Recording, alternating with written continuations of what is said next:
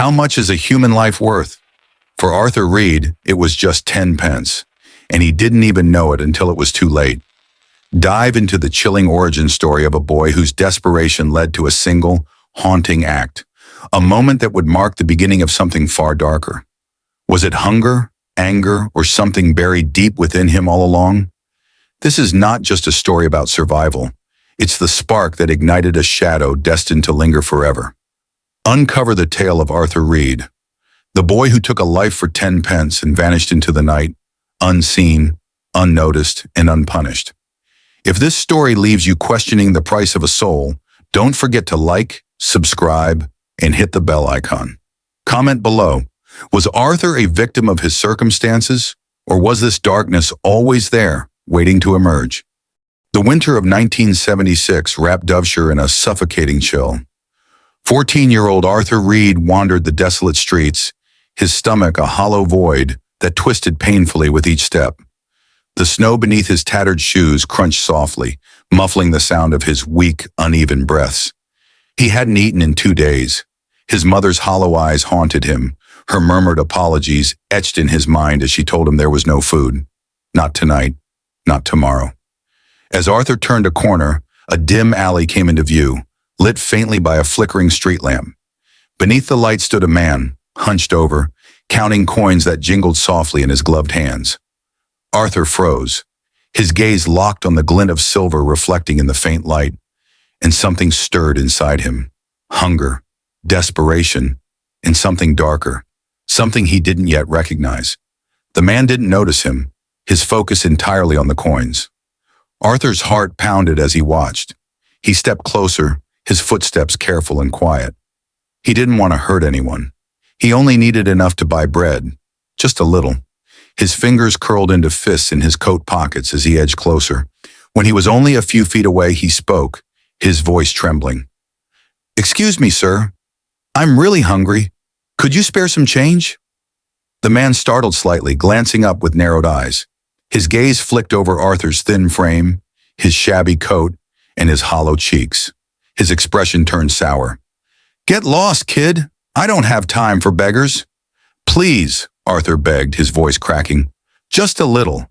My family—" "I said get lost," the man snapped, stepping closer and towering over Arthur. His voice was sharp and full of disdain. "Go bother someone else." Arthur flinched, his back hitting the icy wall of the alley. He didn't respond. He couldn't. His chest burned with humiliation and anger as the man turned back to his coins, muttering under his breath. Arthur's eyes darted to the man's coat pocket, where a handful of coins glimmered faintly. The world around him seemed to blur, his hunger drowning out reason. His legs moved before his mind could catch up. In a sudden burst, Arthur darted forward, snatching the coins from the man's pocket with trembling hands. "Hey!" the man shouted, spinning around. But Arthur was already running, his breath coming in short, panicked gasps. The coins jingled in his fist as he sprinted down the icy alley, his feet slipping but never stopping. He didn't dare look back. The man's heavy footsteps thundered behind him, closer with every second. Arthur's heart raced, his lungs burning as he pushed himself forward. He turned down another alley, then another, but the man was relentless. Arthur glanced over his shoulder and saw the man gaining on him, his face twisted with rage.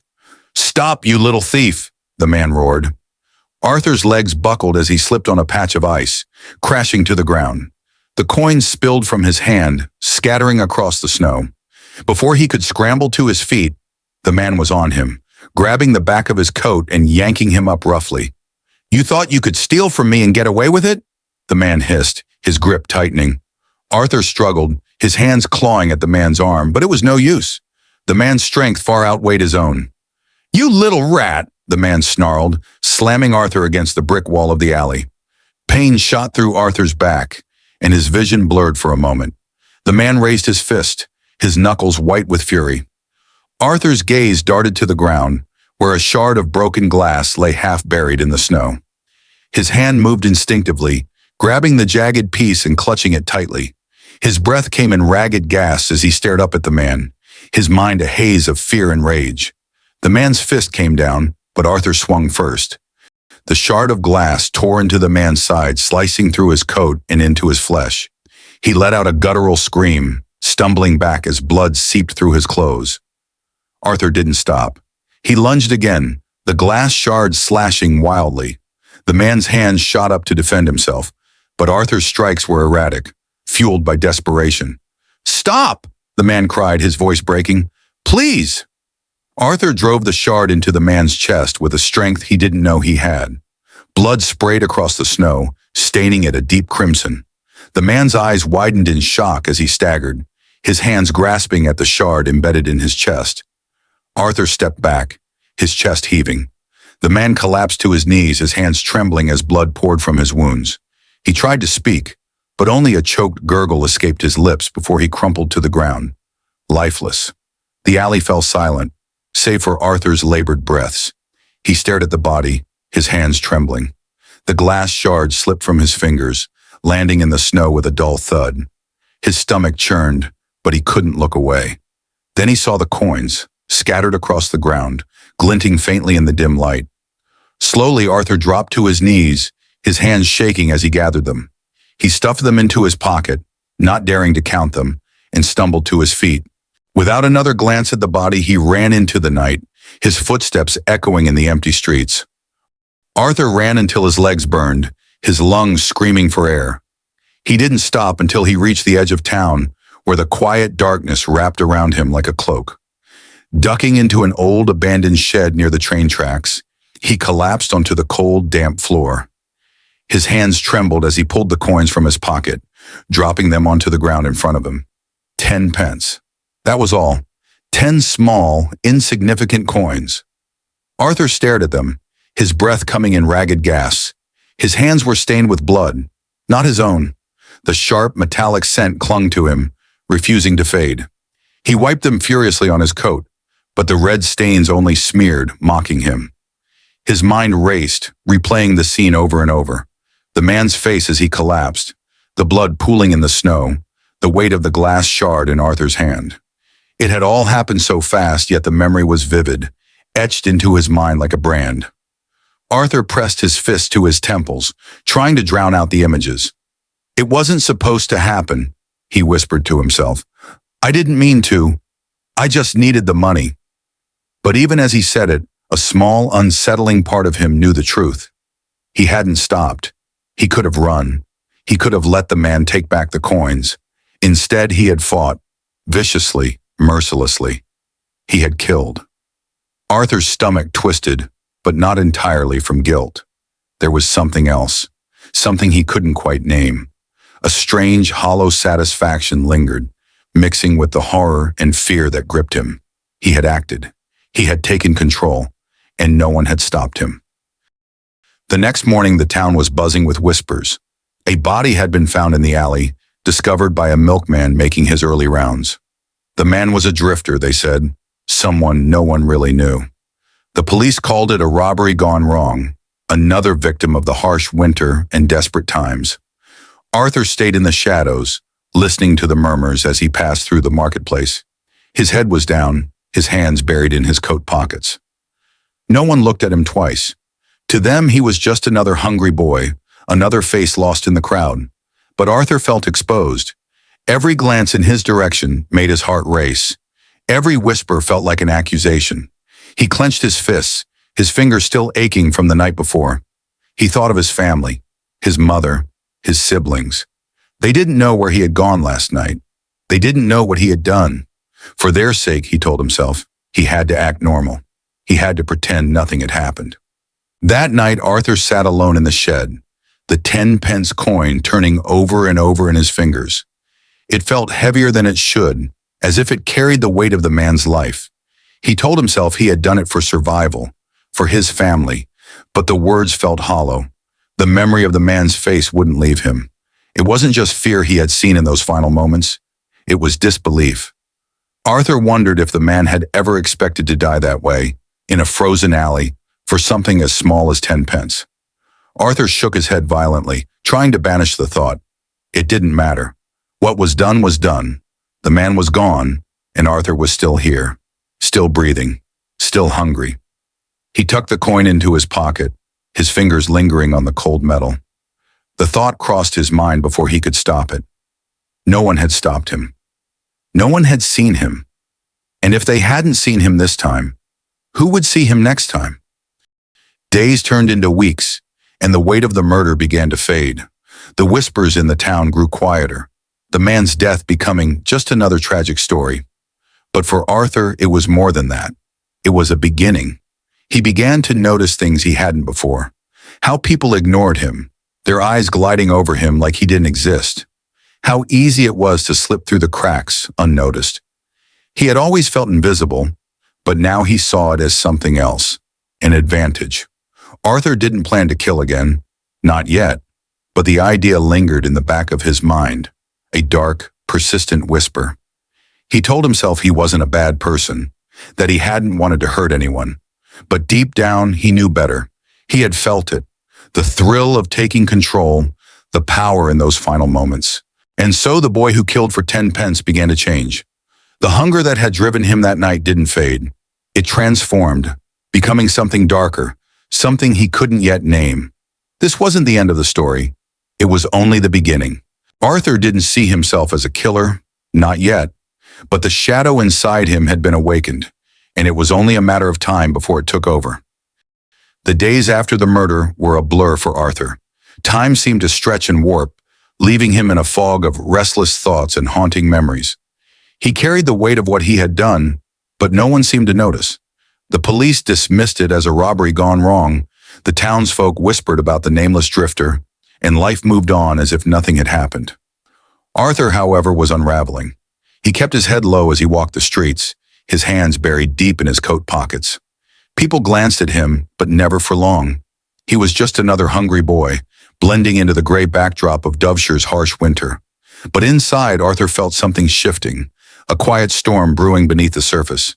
At night, he hid in the abandoned shed near the train tracks, the place where he could be alone with his thoughts. It was there he turned the 10-pence coin over and over in his fingers, its edges worn smooth from constant handling. The coin had become his secret, his talisman. It was heavier than it should have been, as though it carried the weight of the life it had cost. At first, he told himself the murder had been an accident, an act of desperation.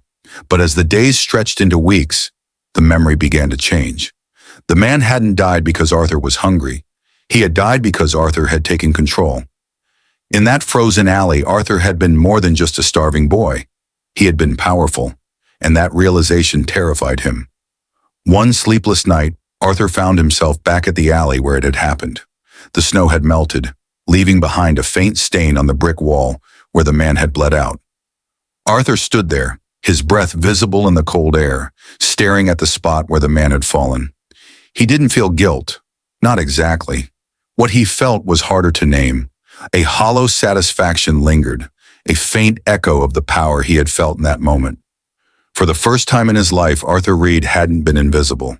He had mattered, and no one had stopped him. Something inside Arthur had awakened, and it refused to go back to sleep. He began to notice things he hadn't before. The way people looked past him, their eyes sliding over him as if he didn't exist. They clutched their belongings tighter when he passed, but they never truly saw him. Arthur had always felt invisible, but now he saw it as something else, a weapon. The 10-pence coin stayed with him, a constant reminder of what he had done and what he had discovered about himself. He carried it everywhere, hidden deep in his pocket, its metallic surface cool against his fingertips. It wasn't a token of regret, it was a symbol of his transformation. Arthur didn't tell anyone about the murder, not his family, not the boys he sometimes shared stolen bread with. It wasn't fear that kept him silent, it was something deeper, darker, the knowledge that he was no longer the same boy who had walked into that alley weeks ago. He had changed, and he wasn't sure what he was becoming. One night, as he sat alone in the shed, he turned the coin over in his fingers and thought about the man's face. The fear in his eyes, the way his hands had reached out in those final moments, grasping at nothing. Arthur didn't feel pity. The man had been nothing more than a stranger, someone who had refused to help. His death had meant survival for Arthur and his family. But survival wasn't the only thing it had given him. Arthur began to test the edges of his invisibility. He lingered in the shadows of alleys, watching the way people moved, the way their gazes slid past him. He noticed how easy it was to go unnoticed, to slip through the cracks. His poverty, his size, his silence, they all made him invisible. And he began to see the power in that. He started small, stealing a loaf of bread from a distracted shopkeeper, snatching a purse left unattended on a windowsill. It wasn't hunger that drove him anymore. It was something deeper. The thrill didn't come from the bread or the coins. It came from knowing he could take what he wanted, and no one would stop him. One night, Arthur found himself back at the edge of town, near the shed. The air felt heavier than usual, the shadows darker. He sat on the cold floor, the 10-pence coin resting in his palm. He thought about the man he had killed, about the blood on the snow, about the strange calm that had settled over him afterward. He told himself he didn't want to kill again, not yet, but the thought lingered in the back of his mind, a dark, insistent whisper. It wasn't hunger that pushed him now. It was the memory of control, the thrill of power. Arthur Reed, the boy who had killed for 10 pence, didn't know what the future held. But deep down, he knew one thing. This was only the beginning. The shadow inside him had been awakened, and though he didn't realize it yet, it was only a matter of time before it consumed him. Arthur would one day become a name whispered in fear, a shadow in the darkness. But for now, he was just a boy with a coin in his pocket, unaware that the path he had taken would lead him into the abyss.